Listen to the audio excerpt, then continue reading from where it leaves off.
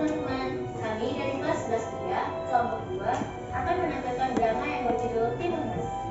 Drama Timun Mas berasal dari Jawa Tengah dan menceritakan tentang perjuangan seorang gadis muda melawan raksasa jahat. Cerita ini menyampaikan pesan tentang keberanian, kecerdikan, dan keteguhan. Selamat menyaksikan.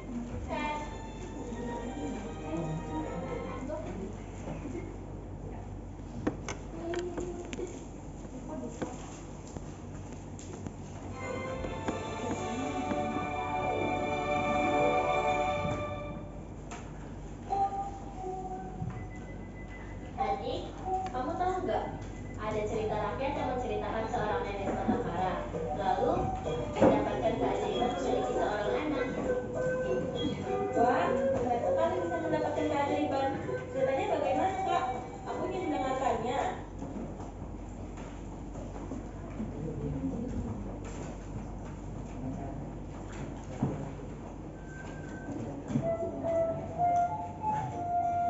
Pada zaman dahulu kala, di sebuah pulau di Nusantara, hiduplah seorang nenek tua yang bernama Nenek Sumini.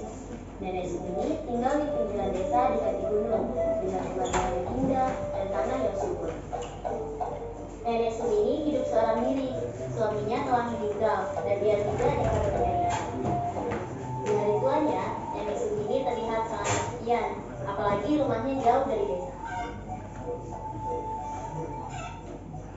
Namaku Nenek Sumini. Aku tinggal di pinggiran desa di kaki gunung. Aku sangat kesepian setelah suamiku meninggal dunia 5 tahun lalu. Kini, aku hidup sendirian sebatang kara. Sejak kami menikah hingga usia semakin bertambah tua, kami belum dikaruniai anak. Rumahku cukup jauh dari desa. Bila malam tiba, aku semakin kesepian. Andai saja Tuhan bisa memberikan keajaiban aku bisa punya anak, maka aku akan menyayangi dan menjaga anak itu dengan penuh kasih sayang hingga akhir hayatku.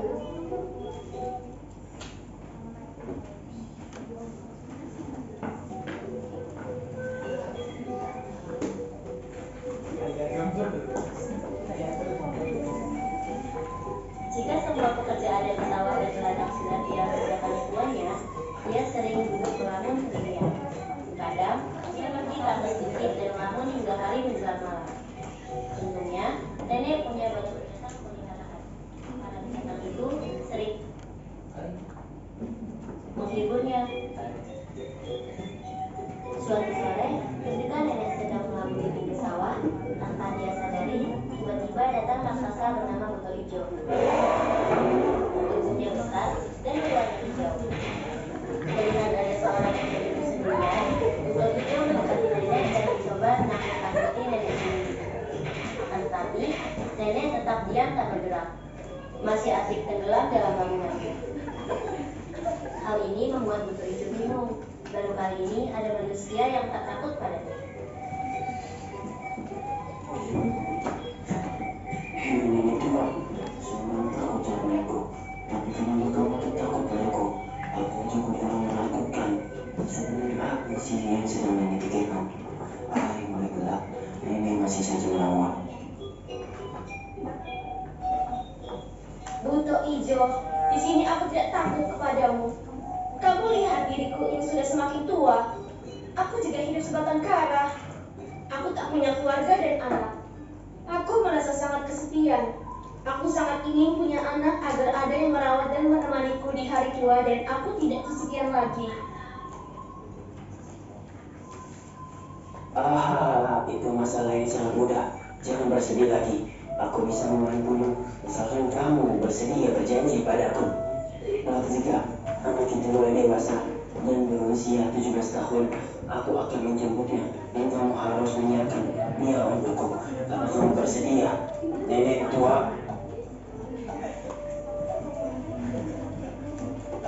Baiklah, aku bersedia. Aku berjanji, kelak jika anak itu sudah berusia 17 tahun, aku akan menyerahkan dia kepadamu, hai Buto Ijo. Tolong jelaskan padaku bagaimana caranya agar aku bisa punya anak. Aku sudah tua, tidak mungkin aku bisa punya anak.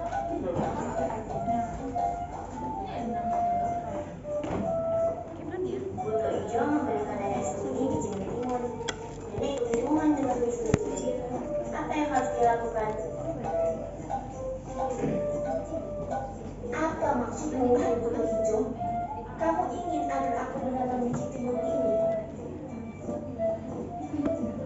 Tanamlah dan rawatlah dengan baik biji timun ini hingga dia bertumbuh dan berbuah. Ini adalah biji timun ajaib. Kelak buahnya akan berukuran sangat besar dan di antara buahnya akan lahir seorang bayi mungil. Kamu cukup memeliharanya selama 3 minggu. Pohon timun ini akan bertumbuh dengan pesat. Terima kasih, Buto Ijo. Semoga saja biji timun ini benar-benar bisa tumbuh dan bisa memberikan aku seorang anak. Aku akan merawatnya dengan penuh kasih sayang. Aku akan pulang sekarang untuk menanam biji timun ini. Segera pulang nenek. Ingat, jangan lupa janjimu padaku. 17 tahun kemudian aku akan datang bertemu denganmu lagi, sekaligus mengambil anak itu.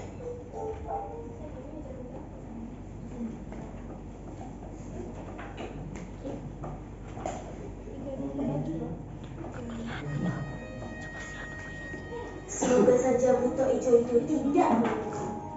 Aku akan merawat biji timun ini dengan baik hingga berubah nanti.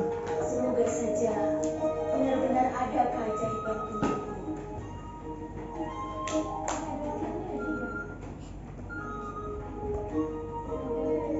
Berminggu-minggu nenek merawat biji timun itu dengan penuh kasih sayang. Nenek tak rela bila pohon timun itu disentuh oleh orang lain. Tanpa sangka, pohon timun itu tumbuh dengan cepat.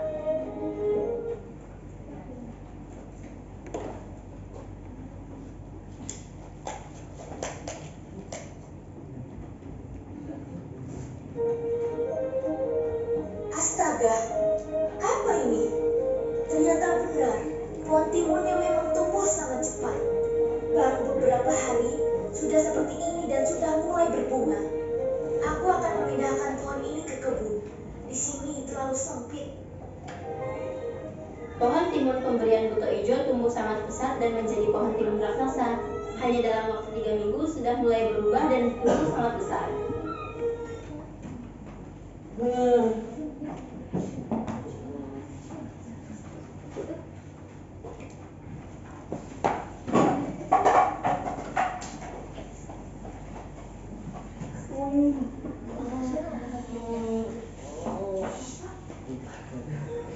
Suatu pagi, ketika nenek menjalankan rutinitasnya untuk menengok pohon timunnya, tiba-tiba dia mendengar suara bayi menangis.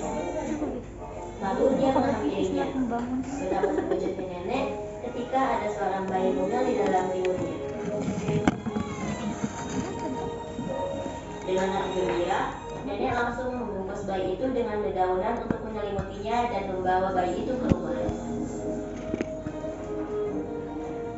Si bayi sangat suka bila dia tidur di dalam buah timun. Jika dia tidur di dalam buah timun, dia bisa tidur dengan nyenyak. Nenek selalu mengajaknya ke ladang timun untuk bermain dan tidur. Sementara dia tidur, barulah nenek hanya bisa bekerja di ladang. Nenek memberi dia nama Timun Mas. Semenjak ada timun mas, kehidupanku ini berubah menjadi lebih ceria. Dia terlihat sangat bahagia. Walau di usia tua cukup melelahkan untuk mengurus anak bayi, tapi nenek seperti tak kenal lelah. Hari-hari dia lalui dalam kebahagiaan dan keceriaan. Tak terasa, Timun Mas yang lucu dan mengemaskan mulai beranjak remaja dan hampir berusia 17 tahun. Nenek mulai cemas dan takut kehilangan putri kesayangannya. Aku adalah Timun Mas. Aku sangat bersyukur telah dilahirkan menjadi manusia dan memiliki ibu yang baik seperti ibuku. 3 hari lagi aku berusia 17 tahun. Ini membuat ibuku cemas. Sebab dulu ibu pernah berjanji kepada Buto Ijo untuk menyerahkan aku kepadanya saat aku tepat 17 tahun. Tak terasa, waktu berlalu begitu cepat. Sepertinya baru kemarin aku menggendong timun mas. Sekarang, dia sudah tumbuh menjadi seorang gadis remaja. 2 hari lagi, usia timun mas tepat berusia 17 tahun. Aku sangat khawatir Buto Ijo akan datang menagih janji dan membawa pergi putriku. Sesuai dugaan, Buto Ijo datang menghampiri kerajaan Timun Mas. Saat datang untuk menagih janji, Buto Ijo terlihat seperti raksasa yang jahat dan rakus. Wahai Buto Ijo, aku akan menyerahkan putri kepadamu, tetapi tidak hari ini. Kumohon, beri aku waktu 1 minggu. Aku perlu mempersiapkan diri berpisah darinya. Dan itu sulit, sebab aku sangat percaya pada Timun Mas. Tolonglah, beri aku waktu. Aku tak akan mengingkari janjiku padamu. Nenek tua, aku sudah memberikan waktu cukup lama. Harus saja jika kamu macam-macam denganku. Baiklah, aku beri waktu kamu 3 hari. Aku akan tinggal di hutan dekat sini selama 3 hari itu. Aku akan mengganggu penduduk sekitar sini sampai tiba waktunya kamu menyerahkan putrimu padaku.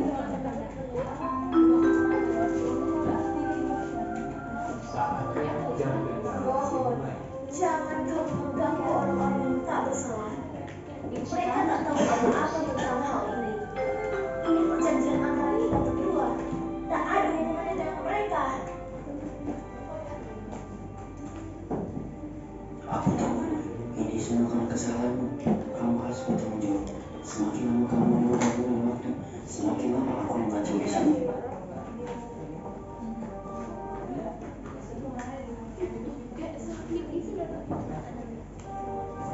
Selama menunggu nenek menyerahkan Timun Mas, setiap hari Buto Ijo berulang mengacau desa.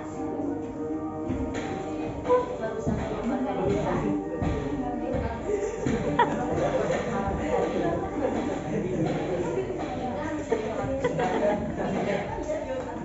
ini membuat warga desa resah dan ketakutan.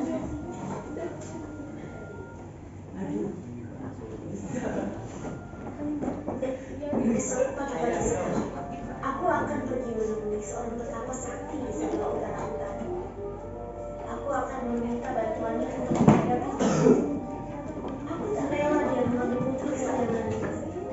Semoga Tuhan membantuku melawan si Buto Ijo.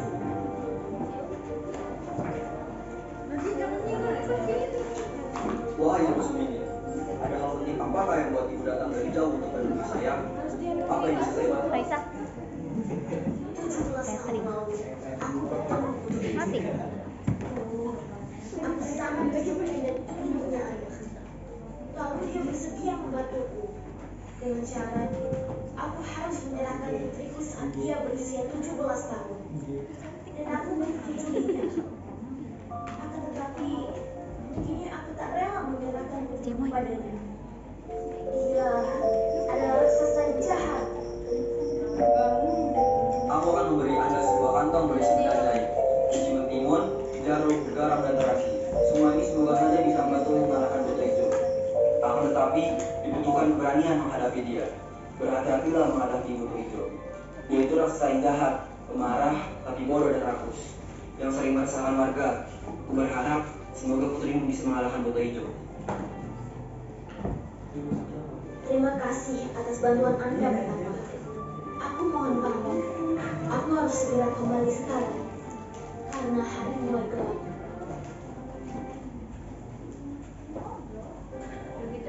Pagi ini, ibu pergi menemui petapa sakti. Ibu memohon bantuannya agar kita bisa mengalahkan Buto Ijo. Dia memberi ibu benda-benda ajaib dalam kantong.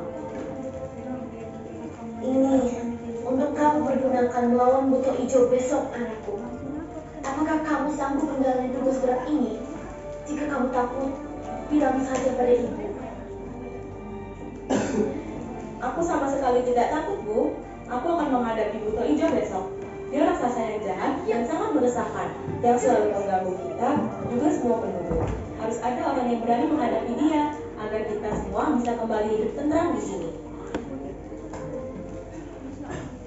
Ibu benar-benar mengkhawatirkanmu, nak. Ibu tak ingin terjadi sesuatu padamu besok, Timun Mas. Ibu tak ingin kehilanganmu. Kamu adalah harta ibu yang sangat berharga dibandingkan dengan apapun di dunia. Ibu tak perlu khawatir, serahkan saja segelar itu padaku, dan aku sendiri yang menghadapi dia besok. Aku yakin, aku akan berhasil mengalahkan dia. Bukankah petapa sakti telah memberi kita benda-benda ajaib? Aku akan berangkat pagi-pagi sekali besok. adalah timun emas anakku. Ibu akan berdoa demi keselamatanmu juga demi kedamaian desa kita ini. Ibu, aku pergi sekarang.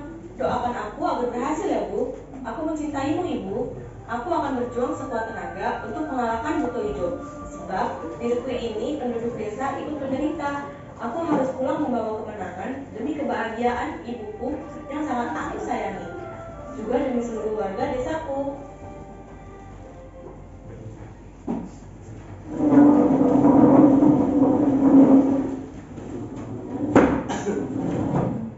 Timun Mas berjalan menuju hutan tempat Buto Ijo. Dia tak gentar apalagi takut. Yang ada di pikirannya hanya ada satu kata. Dia harus menang demi ibunya dan orang-orang di desanya. Saat raksasa mulai mengejar Timun Mas, benda pertama yang dia lemparkan adalah biji timun. Tiba-tiba saja, tubuh akar-akar hidup melilit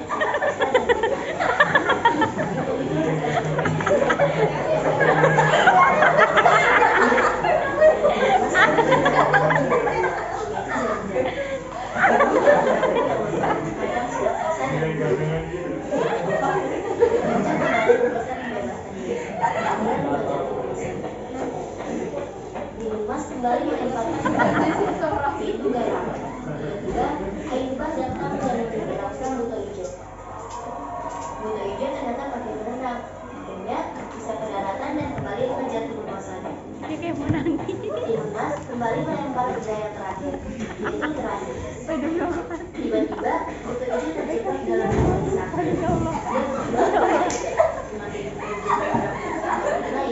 Dia semakin terdesak dan akhirnya ia pun kelelahan dan tenggelam dan menghilang di dalam lumpur isap. Mati.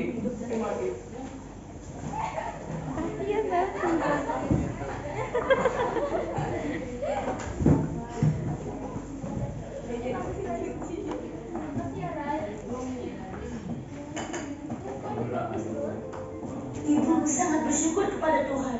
Anak kesayangan ibu bisa pulang dengan selamat. Dan kamu juga berhasil mengalahkan Buto Ijo.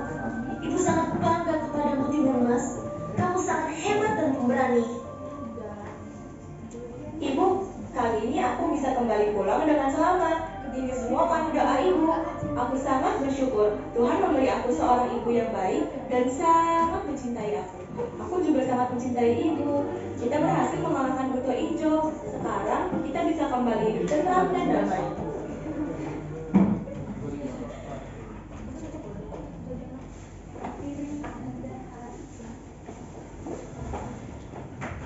Jahat sekali Buto Ijo itu kepada nenek. Seharusnya dia mengikhlaskan sebentar saja. Tapi sekarang ini mendapatkan kebebasan yang sangat menjaga dan menyayangi Timun Mas. Betul nih, akhirnya mereka dan warga di desanya bisa hidup tentram dan bahagia lagi. Demikian akhir dari cerita Timun Mas ini. Cerita tentang keberanian dan kasih sayang yang akhirnya membawa kebahagiaan. Foto ojo.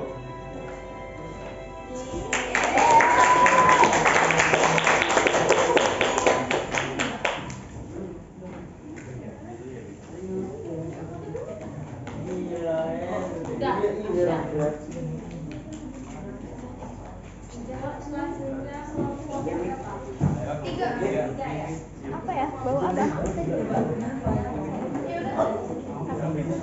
Pinjam aja ya pohonnya. Ini diambil ya.